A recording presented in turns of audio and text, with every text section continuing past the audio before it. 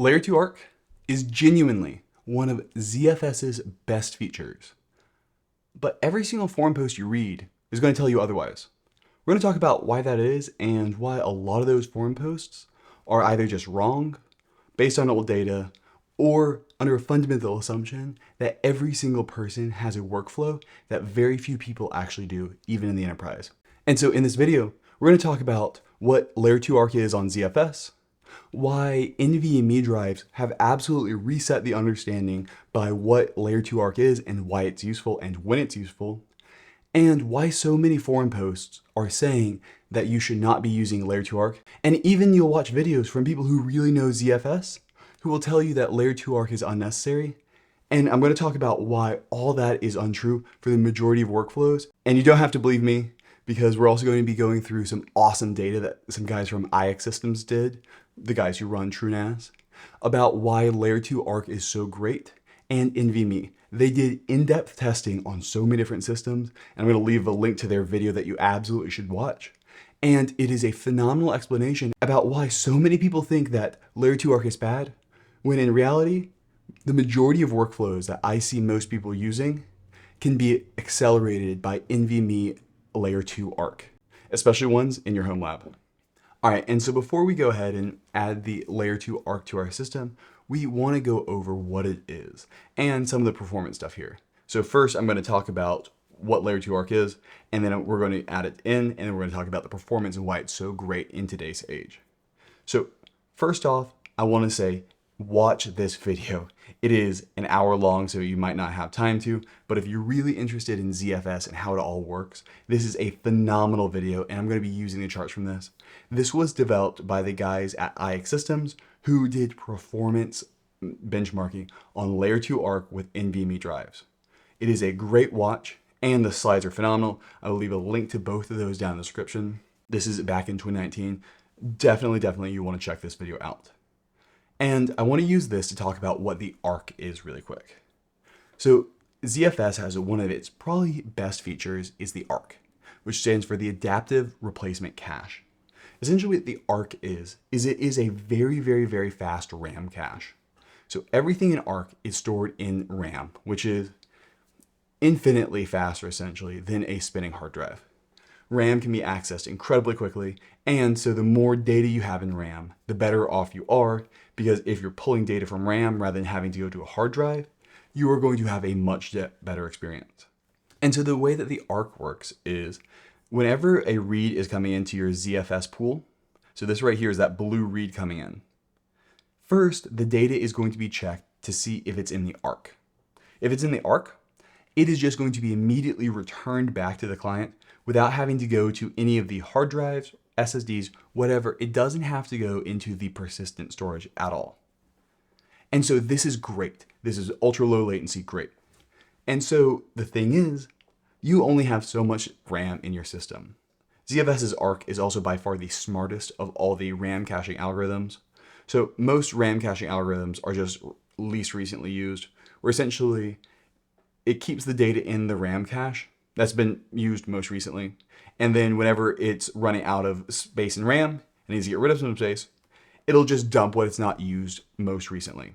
And so that's kind of dumb, because as soon as you do a backup or anything like that, all of a sudden everything's flushed. Instead, what ARC does is ARC actually traces not only how recently it was used, but also the amount of times it was used and had to be brought back in. So say every couple of hours you keep needing this one file, and every single time it drops the file out of RAM, it has to go back and re-get it. Okay, ZFS is going to learn over time, hey, I should start keeping that file in my ARC. And that is what makes ZFS so intelligent. Because of all the metadata stuff ZFS wants to do in checking to make sure files are valid, it's kind of slow. And so because at its core it was slow, the team at OpenZFS had to do a lot of really cool things to make it fast. And so because ZFS at its core was so slow, it's added these great pieces on here like the ARC and the Layer 2 ARC that can make it incredibly fast. It's kind of a misnomer there, but because of the ARC, ZFS has a phenomenal ability to cache files. And so it's pretty regular for you never to have to go to your actual hard drives when you're doing pulls. So a lot of the time, your ARC hit rate will be over 90%, which means 90% of the time, it's not going to spinning rust. And so it's just responding to RAM. And so that's what makes ZFS so great. But what if it is not in the ARC? If you have a 100 terabyte file server, you don't have 100 terabytes of RAM, so the majority of the time, you're probably not going to be in ARC. Well, at least a large percentage of the time. So that is where you could pull from your data VDEVs right here. So if you have to pull from your data VDEVs, these are your spinning hard drives, your SSDs, whatever they are, that is your persistent storage.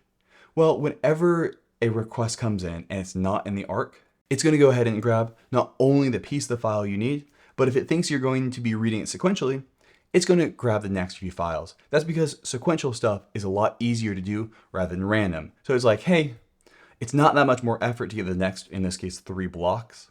So I may as well grab them and put them in RAM just in case. And then after they're in the ARC, then they're returned back to the actual client. But this right here can be very slow.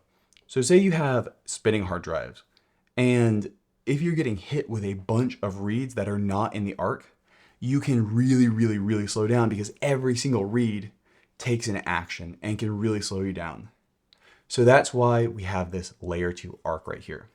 So the layer 2 ARC operates very similar to the ARC in a sense. Essentially what it is it's very fast storage, and whenever you need a file, if it is in the layer 2 ARC, it'll be grabbed from there rather than having to go to your spinning VDEVs, whatever your persistent storage is. And so if this is really fast, then it's going to be a lot more efficient to grab it from there rather than going to your main pool. And so that is what the layer 2 ARC is really about. So whenever you're thinking about a layer 2 ARC, it is a SSD cache. So that is what it is at the core, but it's really based off of how the ARC works. And so I just want to give that really quick explanation as to what the ARC is, and what the layer 2 ARC is, whenever we're adding this in. So that way there's some context here. We're going to come back to these slides, but first we're going to go ahead and show how you add a layer 2 ARC to your pool. All right, so to start off, this right here is my video editing NAS. It is running true NAS scale. It's got 16 terabytes of SATA SSDs up front, and it has 128 gigs of RAM.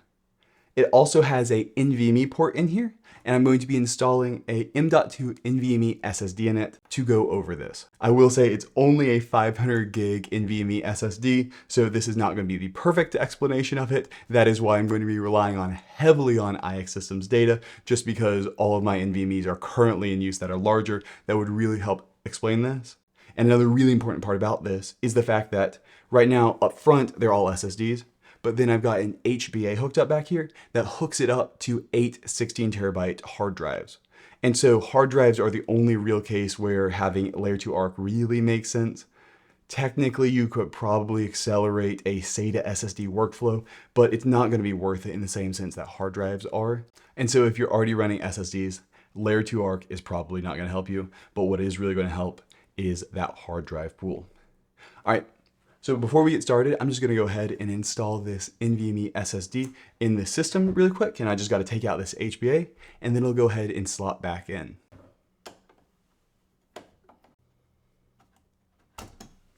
So this is a Seagate Iron Wolf SSD. I don't even think they make these anymore, but it is Gen 3x4 PCIe, and it's got some power under the hood. And I'm just going to go ahead and snap it into this board right here. And that quite genuinely has like the weirdest way I've ever installed it. Let me grab my phone because you're not going to see it on the top cam. Installing this thing was very odd, to say the least. So it's just this little plastic bit that just kind of you slide it on in there. And it's got a lot more give than I'm used to with a lot of these machines. So yeah, does not necessarily bode well for security-wise, especially from a enterprise box like this. But we can see that the SSD is now installed. And we can see the overall system from the back over here. All right, so now that it's installed, I'm going to install back in my 25 gig SFP28 card. I believe I called it earlier HBA, my bad. And I appear to have already lost the screw.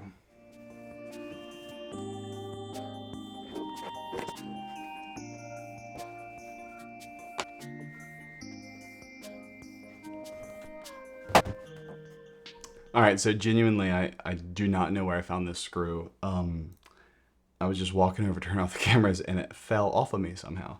So I'm just gonna go ahead and put that back in here. All right, and so now we can go ahead and spin this guy back up, and I'm going to be installing him back in my server rack. All right, so I've gone ahead, reinstalled everything, and booted her back on up. And so now I want to talk about how to build the L2ARC, and then we're going to show about why it is so awesome. And so I'm going to go ahead and open up my ZFS, my TrueNAS, and we're just going to go ahead and sign in. And I've added that NVMe SSD. And so now I should be able to see, boom, it's right here. It's an unassigned disk. But instead of hitting add to pool right here, because if I do that, I want to make sure it is the caching VDEV, the layer 2 ARC. I'm just going to go to my hard drive pool. That's the one we want to accelerate. I have an SSD pool. But as I said earlier, if you have an SSD pool, you're not really going to get much advantage at all. It's probably actually going to hurt you using a layer 2 ARC on an SSD pool. So we're going to add it to our hard drive pool. And so I'm just going to go into my topology and manage the devices. And then up here, I can hit add VDEV. We want to add the layer 2 ARC, which is a caching VDEV. So I'm going to select it and add it to my caching VDEV. Make sure not to add it to your data VDEV. It probably will not let you, but just in case, make sure to add it in there. And now we can just hit add. So you'll also notice I only added a single device. I didn't set it up as a mirror. I didn't do anything like that. And that's because you don't have to.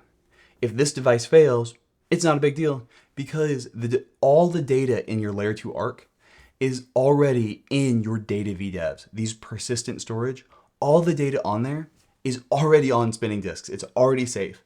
You already have your protection using RAID Z1, 2, 3, mirrors, whatever is all done on the data VDEV. Your layer 2 ARC does not need any protection whatsoever because if it fails, you can just add a new one and start adding the data again because it doesn't matter. For the longest time, layer 2 ARC did not even persist between reboots. So when you rebooted your ZFS machine, all the data on there was flushed anyway because it didn't keep all that in RAM. So that's just one thing people can get confused by. You do not need any redundancy with layer 2 ARC. Though if you were to have a S-Log, you would want redundancy on that. So now it is added on in there. And so that was all we needed to do to enable our layer 2 ARC. It's just now in there and we don't have to worry about anything. It's all very easy. Immediately, it's going to get started using its basic defaults. And I'm not going to go over it in this video just because it's going to be too long, but I am planning on doing an entire video on optimizing your layer 2 ARC, especially with NVMe devices, because there's a lot of the defaults are really set up for under the assumption you're using a SATA or a SAS SSD, which has a massive, massive bottleneck compared to a NVMe SSD. And so that's going to be for a future video, but you can do things like feed it much faster and a bunch of things like that. All right, so now that we've added it in and we kind of understand what the layer 2 ARC is, let's go ahead and talk about why so many people for such a long time started recommending you should not use a layer 2 ARC, and in fact, it would be actually hurting you rather than it would be helping you. All right, so now the first one, which is the most legitimate, but also by far the most blown out of water, is L2ARC actually uses RAM. And when you're using RAM, you're taking up room from your ARC. Every single piece that we're storing in our layer 2 ARC, our actual device has to know what's there. Obviously, it can't just know that everything's there without storing RAM. And so for every single block of data stored in layer 2 ARC, you have to take up 80 bytes of data in RAM so that your system knows what is in layer 2 ARC. And so if you don't know, block sizes in ZFS are totally scalable. By default, they're 128 kilobytes, but they can go as low as 4 kilobytes and be as large as, I think, 1 megabyte right now. I think even larger if you add more support, but essentially they're variable. But the default and kind of the easiest to recommend is 128 kilobyte block sizes. That means on average, your blocks are going to be slightly below that just because of the way ZFS works. So let's say 100 kilobyte block size. So people will often bring up the worst case scenario. People will say, well, what if you have only 4K blocks? So that's 4 kilobyte block sizes. So that means for every single one of those 4 kilobyte blocks stored in your layer 2 ARC, you have to be storing 80 bytes of RAM in your ARC, well, your RAM. So even in that worst case scenario, it's like a 2% overhead. For the recommended 128 block size, it is laughably slow. It is like 0.1%. There is such little RAM utilization. We're talking generally under 1 gigabyte for a massive 1 or 2 terabyte layer 2 ARC. And so that is the most common reason you will see it on the internet why you should not use it, but you probably should be looking past that unless you do legitimately have 4 kilobyte block sizes and really need every ounce of RAM you can possibly get. I probably would bypass that just because it's such a low percentage to get it in the NVMe SSD versus on the actual RAM. It does not hurt that much. And so then the next reason you'll see often for you should not be using your layer 2 ARC is because you are worried about having sequential reads. Most people just have sequential workflows, and layer 2 ARC is bad for that. That is really based off of old technology. That is based off of old fundamental SATA or SAS SSDs that were really powerful for random workflows because they had great IOPS, but they were not that fast sequentially. Maybe they could only do 600 megabytes per second sequentially. So a pool of hard drives easily is going to be able to beat 600 megabytes sequentially. And so by reading from your layer 2 ARC, you're actually slowing yourself down because your overall bandwidth cap. With NVMe's, that's completely thrown out the window. Your normal NVMe's now can get 2 gigabytes per second reading back. If you're needing more than 2 gigabytes of read back in your workflow, good on you, you have a crazy use case. Oh, just start stacking them. Get 3 NVMe's. However many you've got, you can just add them up, and they're just so much faster than SATA or even SAS drives that it is one of those things where that is no longer the case. And so to prove this, you just need to look at this diagram right here. So this is one of those slides from the IX Systems report. Absolutely check out that video down in the description below or read through these. But this was a test done with sequential 128 kilobyte reads. So the read sizes were 128 kilobytes. And this was on an incredibly powerful system. If I go back here, the system is insanely powerful. It has 142 hard drives across 71 mirror VDEVs. Basically the highest performance hard drive volume you could ever imagine with a 100 gig NIC on there. So it is absolutely not like some slow spinning hard drives. It is basically the fastest sequential system you could come up with hard drives, and still, it was blown out of the water when you have an NVMe layer 2 ARC, even for sequential reads. And so it's one of those things that just is on a different level. So that is reason number 2. Now with sequential reads, you no longer have this issue because NVMe's are so much faster than SATA drives. And so we don't have the bottleneck where your layer 2 ARC is actually slower in sequential reads than the actual spinning disks because you've got so many disks. Now, as you can see, it is easily beat out because NVMe's are just orders of magnitude faster than hard drives. All right, and so now on to number 3 that you will see in forums about why you should not be using layer 2 ARC. And that is because it's going to burn out your SSDs. So this is something I see all the time, people worried about SSD caching burning through SSDs. SSDs are not where they were 10 years ago. SSDs have massive 500 terabytes written to them, more than that. So it is really easy to get cheap SSDs that have massive amounts of data that can be written to them. It's just not that much of an issue as it was. And you will often see in these forums, they go, well, if your feed rate is at 8 megabytes per second, and you do that 24 hours a day, 7 days a week for 5 years, you're gonna burn through your SSD. One, if you are spending 5 years straight pulling random data out of a pool, and then a cheap $120, $150 SSD fails, you know, you probably got your value out of it. And that's in the worst case. For the vast majority of users, layer 2 ARC is not actually feeding. Feeding is where the actual data is coming out of ARC and being stuck in layer 2 ARC. And so that is the feeding. And that is a rate you can set based off of ZFS arguments. And so by default it is 8 megabytes per second. That means that as data is coming out of ARC, basically when you've been reading a lot of stuff, it will put up to 8 megabytes per second in your layer 2 ARC. The thing is, the only time it's feeding is when you're actively pulling data off the pool. So while enterprises may constantly be having different data being pulled off the pool, a lot of normal use cases, even for large businesses, it is not occurring nearly to that extent.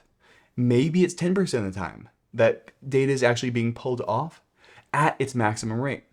Because if your layer 2 ARC is doing well, it's pulling from the pool even less, which means it's even less likely to be sticking stuff out. And so in general, I would not worry too much about your layer 2 ARC burning out. As I said earlier, it is completely safe. So even if it does burn out, you don't lose any data. No data is stored on there that's not stored anywhere else. So it's not a risky thing. And the time it takes for these things to burn out is such a long time now that it's really not that big of a deal, especially given how cheap they are. If you're worried about that happening, Layer 2 ARC is awesome. You can put 4 of them in there and get 4 times the lifespan of them, and also 4 times the speed. And so you do not need to be worrying about that too much for the vast majority of workflows. All right, so now let's close this out by saying, when is Layer 2 ARC useful and how should you implement it? First off, let's talk about when it's not useful.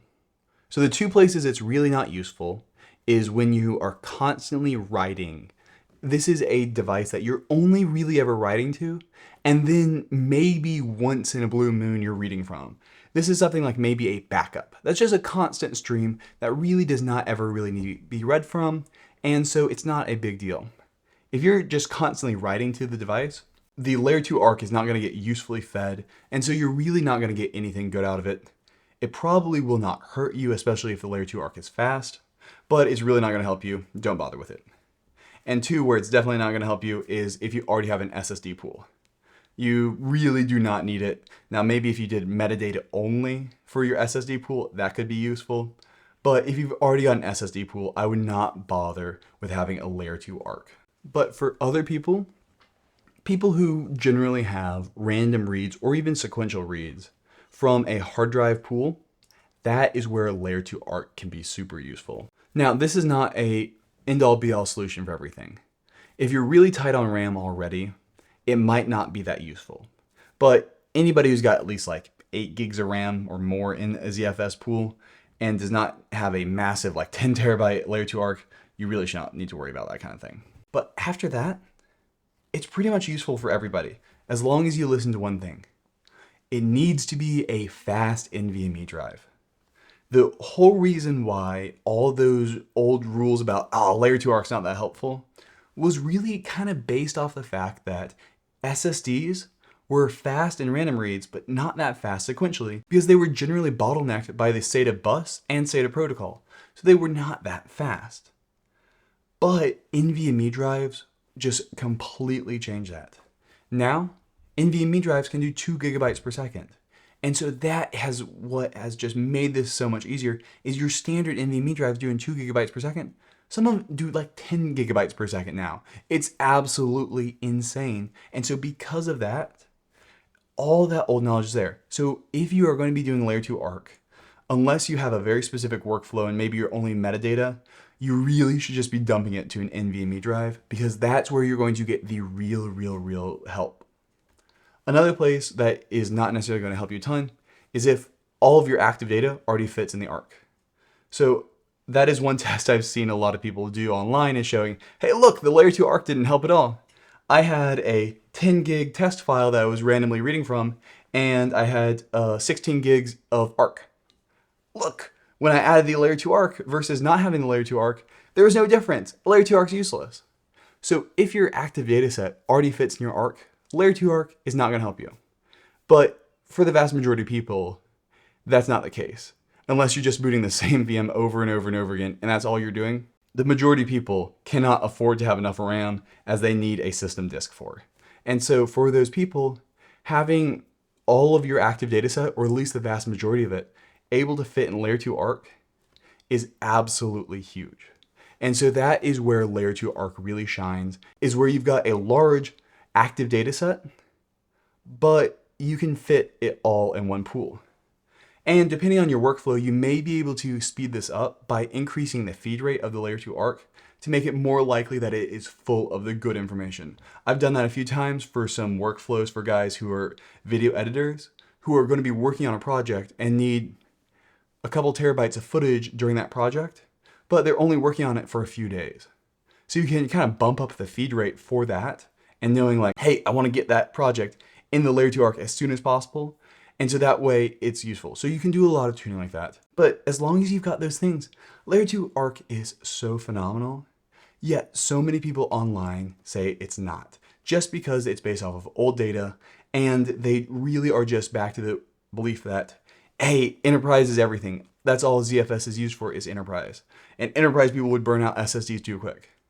No, in all reality, layer 2 arc is a phenomenal thing that can very cheaply make your system way faster. If you want to look at anything else on here, definitely check out this presentation and this video. I will leave a link to both those in the description below, because it really sums up everything you need to know about layer 2 arc and even how ZFS works.